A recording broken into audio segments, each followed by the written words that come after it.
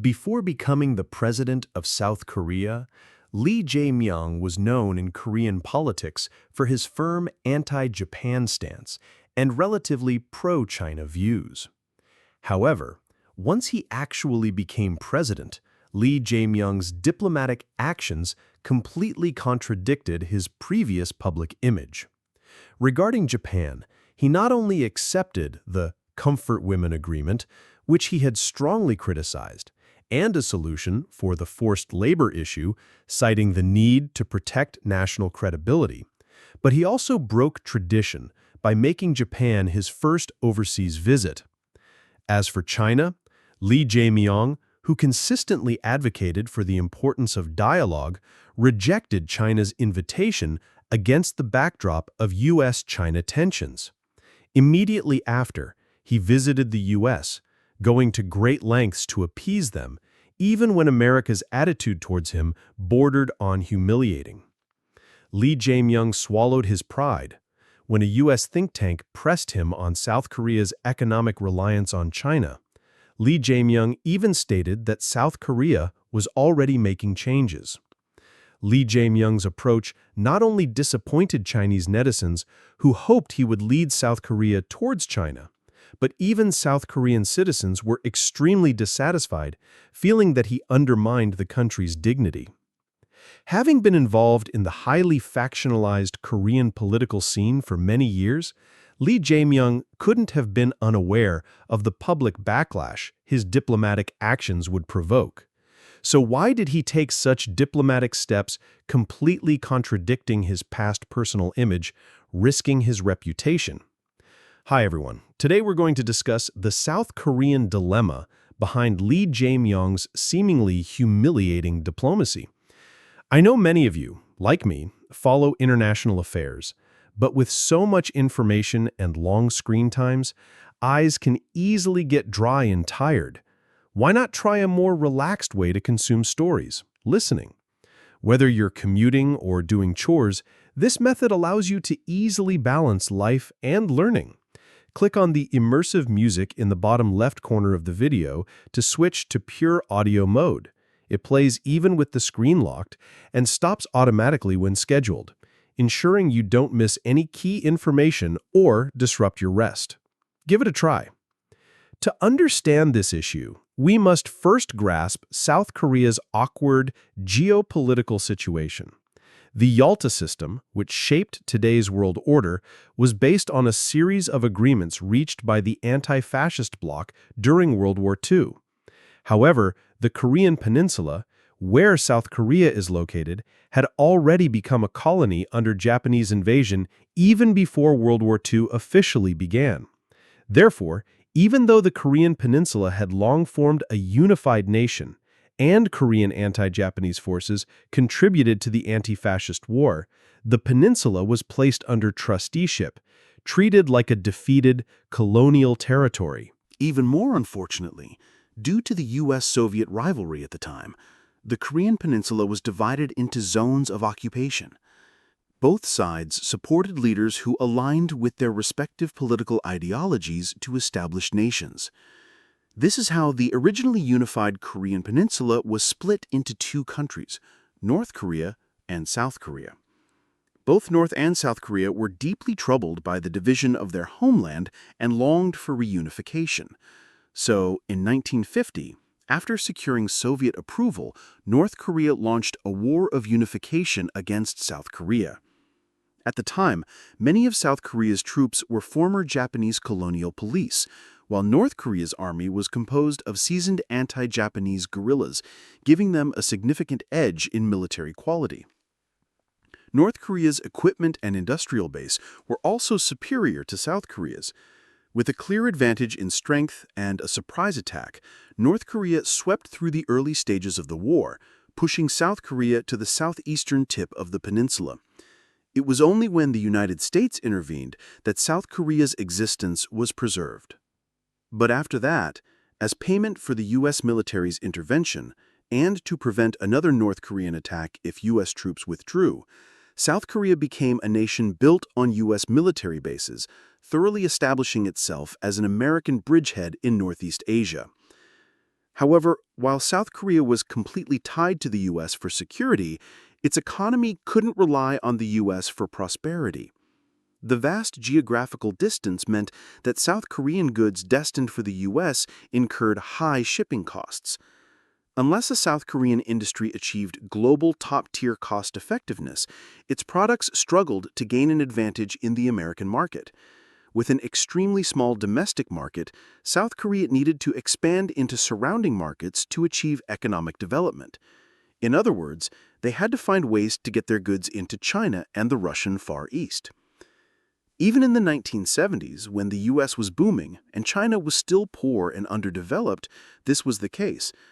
To achieve its economic development, then South Korean President Park Chung-hee defied U.S. pressure and issued the June 23 Declaration, which went against the prevailing ideological confrontation. He stated that South Korea was willing to be friendly with socialist countries, especially China and the Soviet Union. Subsequently, relations between South Korea and China-USSR did indeed begin to thaw, and bilateral trade rapidly increased.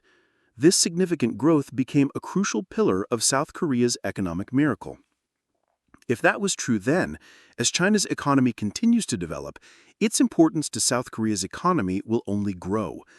As early as 2003, China surpassed the United States to become South Korea's largest trading partner, and under the influence of the invisible hand, as China became the world's factory with excellent infrastructure, quality labor, and stable policies, many essential materials needed to maintain South Korea's national social and economic operations gradually became dependent on Chinese supply.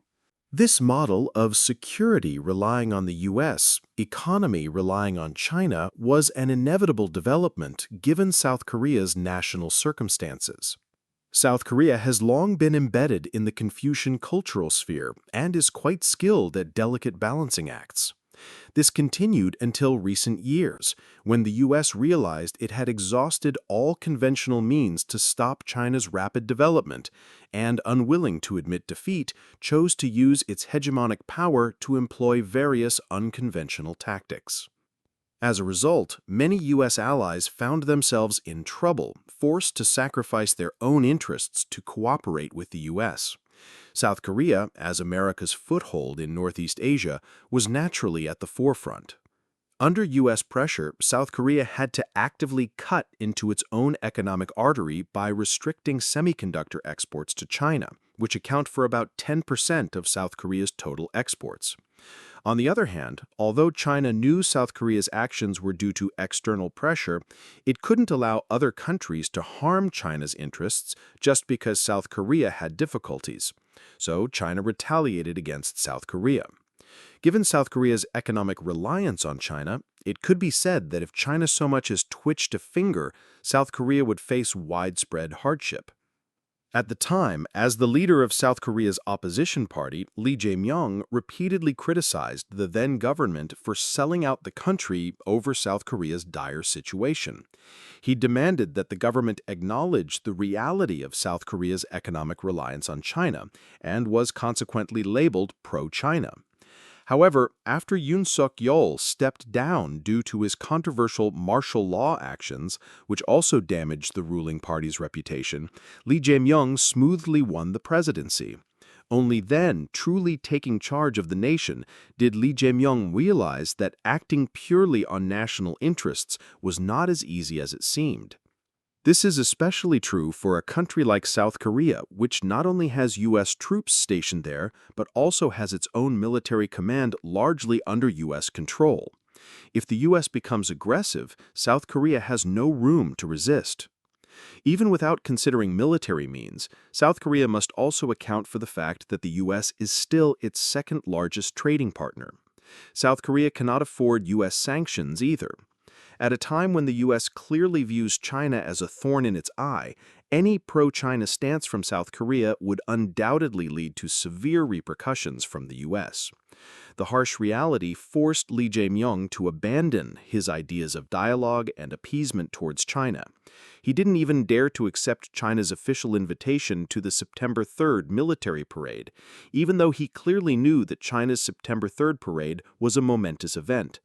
He could only send the Speaker of the National Assembly, the country's second highest-ranking official, as a representative to attend on his behalf, in order to avoid angering China without provoking the U.S. However, Lee Jae-myung was truly unwilling to simply succumb to America's will and hand over South Korea's wealth to fill America's coffers.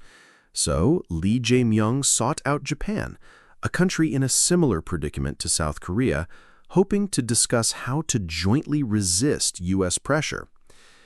Of course, the U.S. saw through Lee Jae-myung's little scheme and had no intention of indulging him. When Lee Jae-myung had finished his discussions with Japan and began his visit to the U.S., America immediately delivered a strong message, giving Lee Jae-myung the lowest-level diplomatic reception ever for a South Korean president. The low number of staff and protocol might have been one thing, but they specifically included a U.S. colonel, an obvious warning. When meeting Lee Jae-myung, President Trump immediately stated his desire for South Korea to transfer the land ownership of U.S. military bases in South Korea to the U.S. Even with Trump so openly disregarding South Korea's sovereignty, Lee Jae-myung could only remain silent. It was ultimately with the help of the South Korean media present that the topic was changed, helping the president avoid Trump's death trap. But Trump wouldn't give up so easily. He then publicly stated his desire to meet with Kim Jong-un as soon as possible, using North Korea to pressure Lee Jae-myung. At the same time, knowing that Lee Jae-myung had just shown deference to the U.S. by rejecting China's September 3rd parade invitation, Trump also expressed his wish to visit China soon and invited Lee Jae-myung to accompany him. However, it must be said that Lee Jae-myung's diplomatic skills were indeed sharp. Faced with such humiliation from Trump, Lee Jae-myung handled it very gracefully. When Trump pressured him by easing U.S.-North Korea relations, Lee Jae-myung proactively offered to mediate, stating that easing tensions on the peninsula was also South Korea's desire. When Trump extended the invitation for a joint visit to China, Lee Jae-myung graciously accepted and even proactively helped Trump, who had been unable to visit China, find a justification for a joint U.S.-South Korea visit. The U.S.-South Korea alliance is the cornerstone, but resolving the Korean Peninsula issue requires cooperation with China. Regarding Trump's questioning about his prior visit to Japan before visiting the U.S., Lee Jae-myung had a ready answer. South Korea needed to resolve conflicts with Japan to jointly cooperate with America's Indo-Pacific strategy. Throughout the conversation, he flattered and appeased Trump, who was known for his grandiosity, making Trump smile broadly. By the end of the meeting, Trump showed none of his initial challenging attitude and even proactively pulled out a chair for Lee Jae-myung. Of course, South Korea also had to pay a price for President Trump's hospitality. Increased investment in the U.S., helping America rebuild its shipbuilding industry, which would squeeze one of South Korea's few impressive domestic industries. However, considering the U.S.'s shortages in skilled labor and supply chains, the prospects of building factories in the U.S. seemed rather bleak. At most, South Korea would lose in investment, which wasn't unbearable. While Lee Jae-myung's diplomatic maneuvering might have appeared humiliating and awkward, given South Korea's situation, this was already the best outcome he could achieve for the country.